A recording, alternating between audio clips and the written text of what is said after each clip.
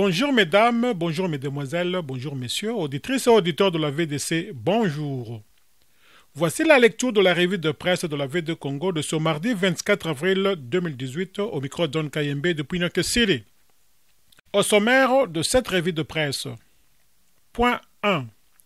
État du premier meeting réussi du tout nouveau président de l'UDPS et candidat à la présidentielle du 23 décembre 2018. Point 2. Mémoire sur la démocratisation du Zaïre, un certain jour du 24 avril 1990. Et enfin 3. Communiqué du sommet de la SADC en Angola. Et maintenant passons aux détails. Point 1. État du premier meeting réussi du tout nouveau président de l'UDPS et candidat à la présidentielle du décembre 2018. 7 sur 7.c2 titre. Meeting de Félix Tshisekedi, les katumbistes absents, les mbembistes présents vers 15 heures. Des centaines de milliers de personnes ont répondu présents au premier meeting populaire de Félix Tshisekedi à Sainte-Thérèse. C'est une foule immense qui a pris d'assaut les lieux de meeting et de ses environs. Les katumbistes absents. Selon les constats faits par les reporters de 7 sur 7.cd, les katumbistes n'ont pas répondu présents à cet appel. Aucun cadre de ensemble de Moïse Katumbi, aucune banderole, aucun drapeau. Par contre, le MLC de Jean-Pierre Bemba a répondu à l'appel du tout nouveau président de l'UDPS. Les drapeaux du parti de l'ancien vice-président ont été aperçus. Hormis les mbembistes, plusieurs partis alliés à l'UDPS dont MSC, l'ADENA, l'APC et autres sont présents. Kinfo.cd titre à ce même sujet. Anjili, un Félix Tshisekedi ambitieux, promet la victoire de l'UDPS aux prochaines élections. Félix Tshisekedi a tenu son premier meeting populaire en tant que président national de l'UDPS ce mercredi 24 avril à Njili Sainte-Thérèse, où des milliers de militants et militantes étaient rassemblés. Pour ce baptême de feu, le fils du leader charismatique de l'opposition congolaise décédé l'an dernier était attendu sur plusieurs points. D'abord, sur la mobilisation. Test réussi car la foule était au rendez-vous comme l'a constaté k.info.ca. Ensuite sur les discours où les dossiers sont nombreux. Primature, machine à voter, obsèques de Tshisekedi. Entre apaisement et offensif, sur tous ces dossiers, Félix Tshisekedi a rassuré. Ce meeting n'est pas un cadeau, mais le fruit d'une lutte a-t-il avant tout tenu à préciser. Alors que les interrogations se multiplient sur une brusque tolérance du pouvoir à son égard, les autorités congolaises s'étant illustrées ces dernières années par la répression et l'interdiction des manifestations de l'opposition. Fair play, le président de l'UDPS a tout de même salué la police qui a protégé son cortège jusqu'au lieu du rassemblement. Mais il a profité pour appeler à l'application effective des mesures de décrispation politique pour toutes les parties concernées par la crise politique dans le pays. Primature, une distraction. Envoyé par des rumeurs à la primature, Félix Tshisekedi a pointé une distraction. Ironique, il a invité les journalistes à écrire plutôt des romans à ces sujets. Les discussions sur les obsèques de son père n'ont aucun motif politique, a rassuré les leaders de l'UDPS qui expliquent que la concession de l'ancelaire est tenue comme dernière demeure de l'ancien opposant, se justifie par la volonté de saluer sa lutte pour la démocratie menée par ces derniers, en ces lieux de signature de l'historique manifeste de l'ancellé. Et le meilleur moyen d'honorer la lutte de notre leader, c'est de se mobiliser pour remporter les prochaines élections, instaurer un état de droit, lutter et punir la corruption en commençant par les sommets de l'État, a détaillé le président de l'UDPS. Pour y parvenir, le parti aura besoin de moyens. Félix Tshisekedi a lancé un appel à la collecte de fonds, $1 pour chaque contributeur, au pays et à l'étranger. De quoi mettre la machine UDPS en marche, rapporte kinfo.ca. Point 2. Mémoire sur la démocratisation du Zaïre. Il était un certain 24 avril 1990. Jeune Afrique annonce, ce jour-là, le 24 avril 1990, Mobutu annonce les larmes aux yeux le tournant du multipartisme. Après 25 ans de règne sans partage, le maréchal Mobutu Sese Seko annonce le 24 avril 1990 la fin du parti unique au Zaïre.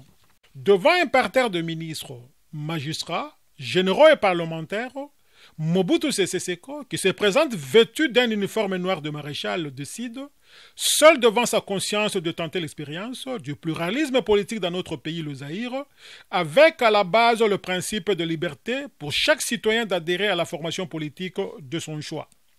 Que devient le chef dans tout cela, poursuit-il de sa voix martiale? Je vous annonce que je prends ce jour congé du mouvement populaire de la Révolution pour lui permettre de se choisir un nouveau chef devant le conduire. Silence de quelques minutes du léopard, suivi d'un regard presque suppliant en direction de l'assistance, et qui s'achève par 3 petits mots devenus célèbres. Comprenez mon émotion.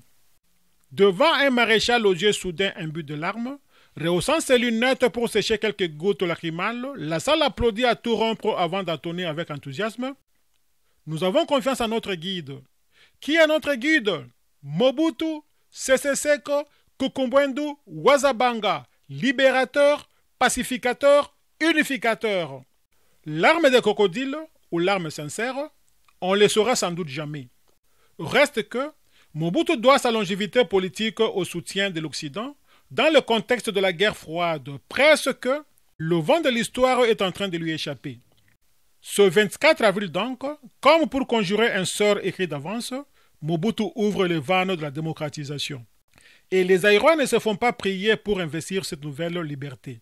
Le soir même, on fouille dans le grenier à la recherche de vieilles cravates ou de pantalons pour les filles que l'on arbore avec fierté dans les rues de Kinshasa. Des vêtements interdits du temps des États partis au nom de retour à l'authenticité africaine.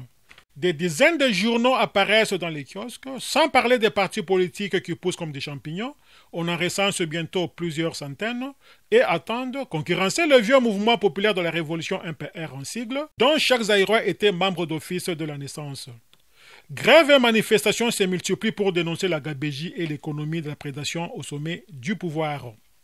Le 7 août 1991, après bien des atermoiements, plus de 2600 personnes venues de tout le pays prennent place à l'intérieur de l'imposante et austère palais du peuple à Kinshasa. Sans crier gare, l'enceinte du Parlement devient la caisse des résonances de complaintes et des espoirs de changement des Zaïrois. On en vient même, inimaginable il y a peu, à vilipender les léopards. Surtout, la conférence finit en août 1992 par élire l'opposant historique Etienne Tshisekedi au poste de Premier ministre de la Transition. Le début du long bras de fer entre Mobutu et l'opposition, qui s'achèvera par le limogeage du Sphinx de Limité en janvier 1993. Mais le maréchal n'est désormais plus que l'ombre de lui-même. Reclus de plus en plus dans sa somptueuse et indécente demeure de Guadolité, surnommée la Versailles de la jungle, Mobutu semble avoir perdu la main sur les événements. Il faudrait tout de même attendre 1997, soit 7 ans après le discours du 24 avril 1990, pour que le léopard puisse quitter le pouvoir, sous les coups débattoirs de la guerre et de la rébellion menée par un certain Laurent Désiré Kabila, rapporte Jeune Afrique. Et enfin 3, communiqué des sommets de la SADC en Angola. Nous vous informons que ce sommet a traité 3 points essentiels, mais ici nous retenons seulement les sujets sur la RDC. Communiqué du sommet de la double troïka des chefs d'État et des gouvernements de la SADC à Luanda, en République d'Angola, le 24 avril 2018. 1. Le sommet de la double troïka des chefs d'État et des gouvernements de la Communauté de développement de l'Afrique australe, SADC en sigle, s'est réuni à Luanda, République d'Angola, le 24 avril 2018. 2. A ouvert officiellement les travaux du sommet Son Excellence Cyril Ramaphosa, président de la SADC. Ont participé au sommet de la double troïka le chef d'État et de gouvernement ou les représentants suivants: Afrique du Sud, Namibie, Angola, Zimbabwe et Tanzanie. 4. Ont également participé aux travaux du sommet Son Excellence Monsieur le Président de la République démocratique du Congo, Son Excellence le Premier ministre du Royaume de Lesotho et Dr Santegona Lawrence Tax. En ce qui concerne la RDC, ça commence au point 12 jusqu'au point 15 et nous lisons 12. Le sommet a pris note de progrès réalisés dans la mise en œuvre de l'accord politique de décembre 2016 et dans le respect du calendrier établi pour les élections se tenant le 23 décembre 2018 en République démocratique du Congo. À cet égard, il a salué le gouvernement de la République démocratique du Congo, les acteurs politiques et la Commission électorale nationale indépendante CENI en sigle pour les étapes franchies. 13. Le sommet a invité tous les acteurs politiques en République démocratique du Congo de rester attachés à la mise en œuvre du calendrier électoral et de veiller au maintien d'un climat propice à la tenue des élections pacifiques et crédibles. 14.